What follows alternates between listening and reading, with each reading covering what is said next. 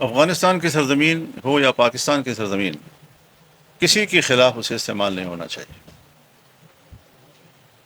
کیا ہم یہ تردید کر سکتے ہیں کہ افغانستان میں جب 20 سال تک جنگ رہی، پاکستان سے مجاہدین نہیں گئے؟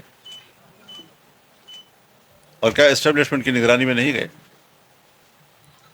کیا کرزئی صاحب نے یا اشرف غنی نے وہاں سے احتجاج کیا کہ پاکستان سے مداخلت ہو رہی ہے افغانستان کے اندر؟ کیا 20 سال کی اس جنگ میں ہم نے امریکہ کو اڈے نہیں دیے؟ ہم نے امریکہ کو فضائیں نہیں دیں؟ ان اڈوں اور فضاؤں سے گزر کر افغانستان پر حملے نہیں کیے گئے؟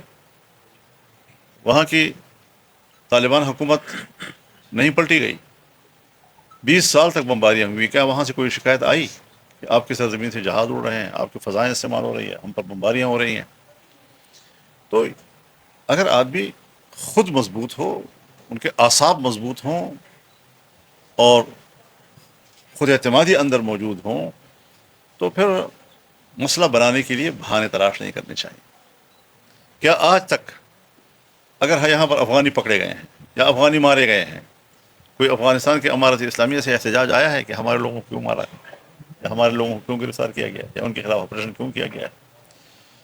تو اس لیے یک طرفہ طور پر سوائے اس کے کہ ہم افغانستان میں دوبارہ ایک بے قراری کی طرف جائیں گے، اور کیا ہم نے قسم کھا رکھی ہے کہ افغانستان میں استقلال نہیں چھوڑنا، وہاں ہمیشہ بے قراری رکھنی ہے، اور پھر اپنا دامن صاف رکھنا ہے اور سارا گند دوسرے کے دامن پہ پھینکنا ہے، خود صاف اور شفاف بن کر، بے گناہ بن کر دوسروں کو گناہ گار قرار دینا، یہ ایک پالیٹکس ہے، اور ہمیں اس پالیٹکس سے نکلنا چاہیے۔ بے قرار اور غیر مستحکم افغانستان پاکستان کے لیے کبھی بھی مفید ثابت نہیں ہو سکتا۔ اور افغانستان کے اور بھی پڑوسی ہیں، لیکن سب سے طویل ترین سرحد پاکستان سے ملتی ہے، کوئی 2500 کلومیٹر پاکستان کے ساتھ مل رہے ہیں اس کے، جس کے دونوں طرف ایک ہی قوم آباد ہے، اور وہ پشتون قوم ہے۔ تو کیا ان طریقوں سے ہم پشتون قوم کو ایک دوسرے سے الگ کر سکتے ہیں، ایک دوسرے کے خلاف محاذرہ کر سکتے ہیں، ایک دوسرے کے خلاف نفرتیں پیدا کر سکتے ہیں؟ یہ ساری وہ پالیسیاں ہیں کہ جس پر میں یہ سمجھوں گا کہ ہمیں نظر ثانی کرنی چاہیے۔ پاکستان کا چپا چپا ہمیں عزیز ہے، ہم پاکستان کے چپے چپے کے لیے قربانی دینے کو تیار ہیں۔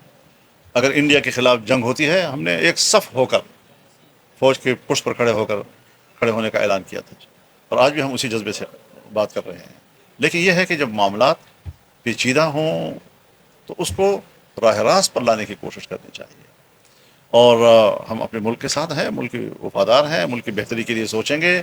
اگر حکومت یا اسٹیبلشمنٹ کوئی غلط فیصلے کرتی ہے یا وہ ملکی مفاد کے خلاف ہمیں نظر آتے ہیں، اس کی نشاندہی کرتے ہیں، اور نشاندہی کرنا ہمارا حق ہے۔